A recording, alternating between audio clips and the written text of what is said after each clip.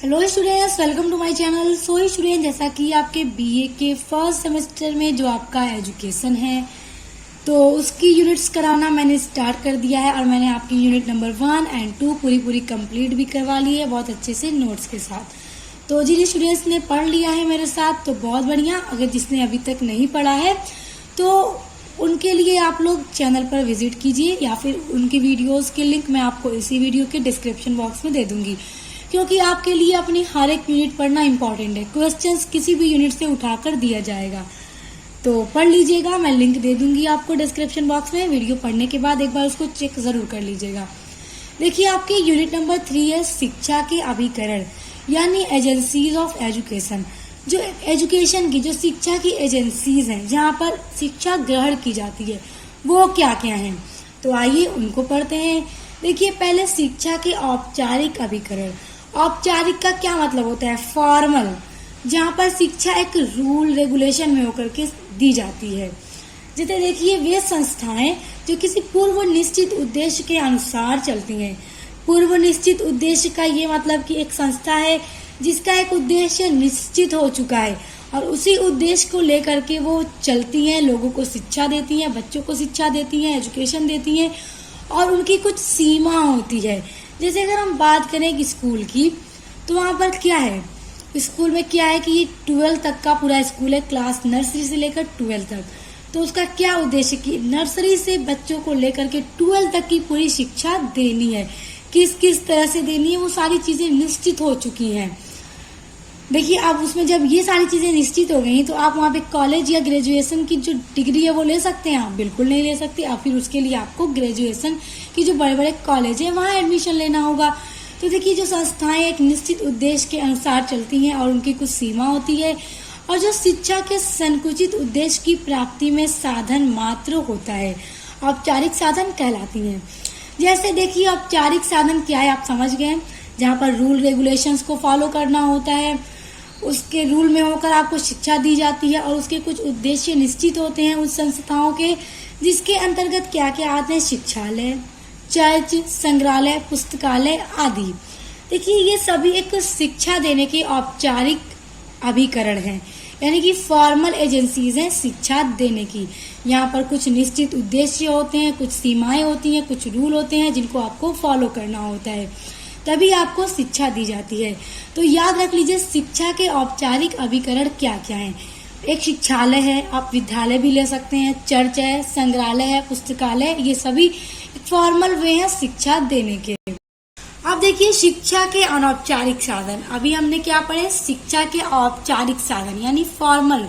अब हम पढ़ेंगे इनफॉर्मल, यानी कि कौन कौन से ऐसे साधन हैं जो अनौपचारिक होते हैं शिक्षा देने के लिए, जहाँ पे कोई रूल नहीं होते। तो देखिए, अनौपचारिक साधन वे साधन है जो प्रत्यक्ष रूप से शिक्षा प्रदान करते हैं।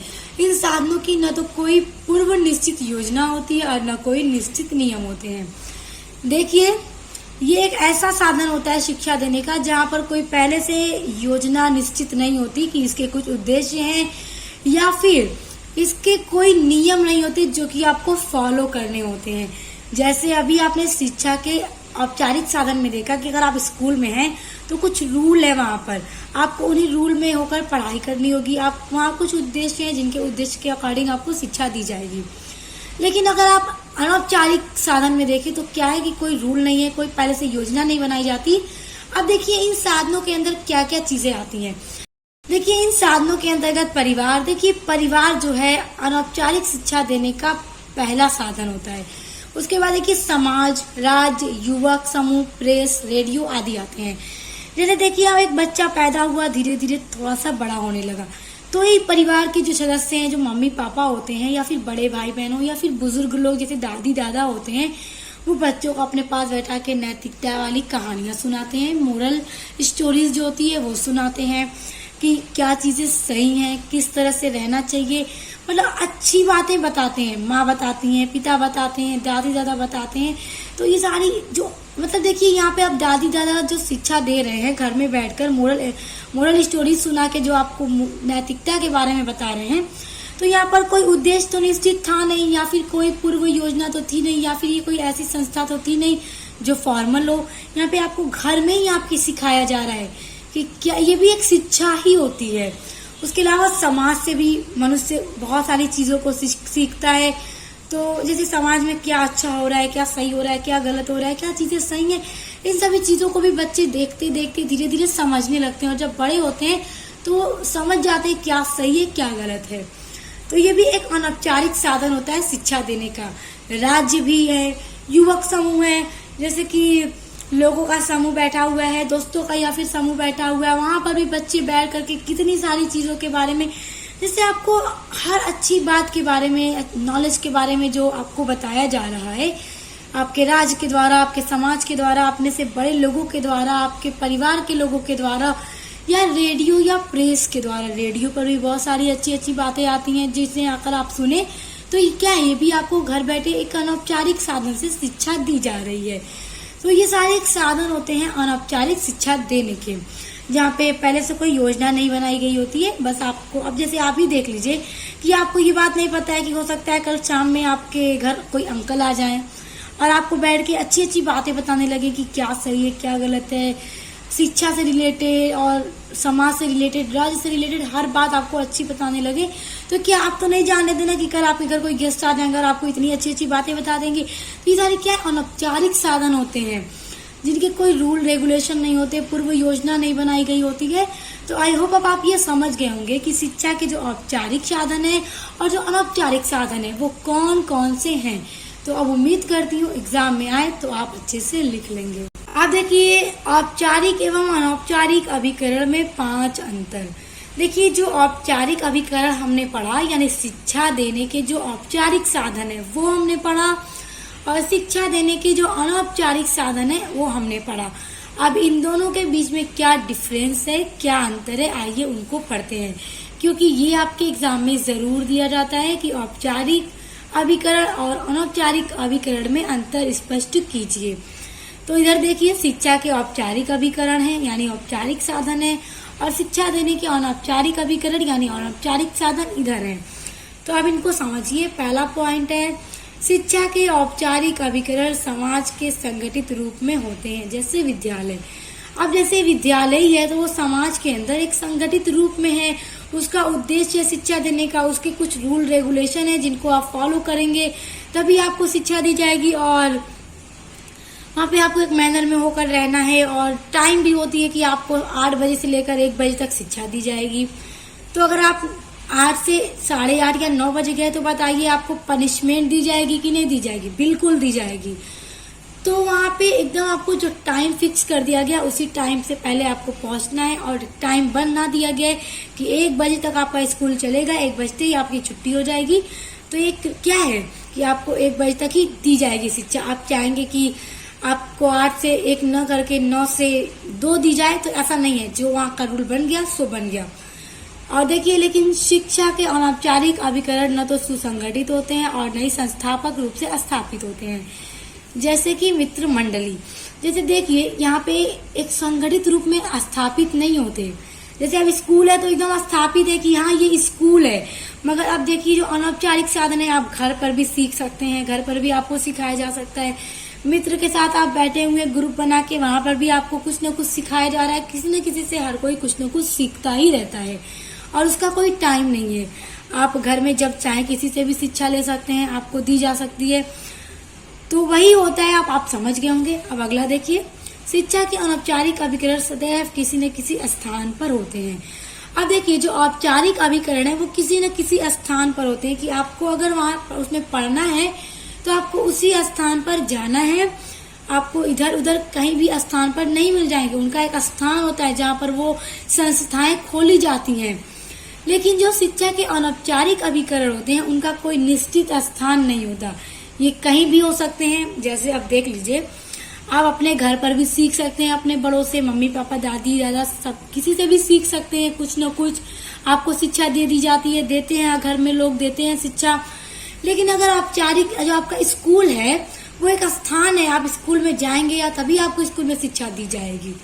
लेकिन अगर आप मान लीजिए घर पर हैं, अब पता चला आप अगले दिन नानी के वहां चले गए, तो क्या है कि आपका स्थान निश्चित है। नानी के वहां आप गए, क्या पता आपकी कोई मौसी, आपके माँ, आपके मामू आपको ही कुछ न कुछ अच्छी शिक्षा दे दें, कुछ आपको बताएं, कुछ सिखाएं आपको, ये भी शिक्षा ही होती है। कुछ सिखाना बच्चों को अच्छी चीजें, क्या सही है क्या गलत है, झूठ नहीं बोलना चाहिए, हमेशा सच बोलना चाहिए, ये सारी शिक्षा है। तो देखिए यहाँ पर कोई स्थान निश्चित नहीं है, आप कहीं पर भी होकर सीख सकते हैं, मगर औपचारिक अभिकरण में एक स्थान निश्चित होता है। देखिए तीसरा पॉइंट है कि जो शिक्षा के औपचारिक अभिकरण यानी औपचारिक जो साधन है शिक्षा देने के, वे केवल शिक्षा ही प्रदान करने का कार्य करते हैं और ये प्रत्यक्ष रूप से शिक्षा ही प्रदान करते हैं। यानी कि अगर आप स्कूल में जाते हैं तो आप किसी दूसरे उद्देश्य से जाते हैं कि आपको शिक्षा ग्रहण करनी है, आपको हर एक सब्जेक्ट के बारे में पढ़ाया जाता है और आपको डायरेक्ट रूप से शिक्षा ही दी जाती है।